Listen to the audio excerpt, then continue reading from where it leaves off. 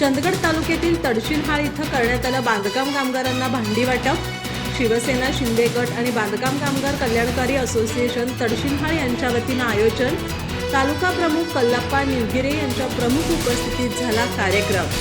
चंदगड तालुक्यातील तडशिनहाळ इथं बांधकाम कामगारांना भांडी सेट वाटपाचा कार्यक्रम झाला।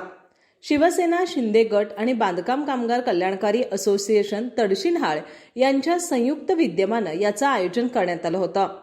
शिंदे गट शिवसेनेचे तालुका अध्यक्ष कल्लाप्पा निवगिरे यांच्या प्रमुख उपस्थितीत हा कार्यक्रम झाला। यावेळी बोलताना निवगिरे म्हणाले, बांधकाम कामगारांना शासनाच्या विविध योजना मिळवून देण्यासाठी आमच्या संघटनेचे पदाधिकारी काम करतायत।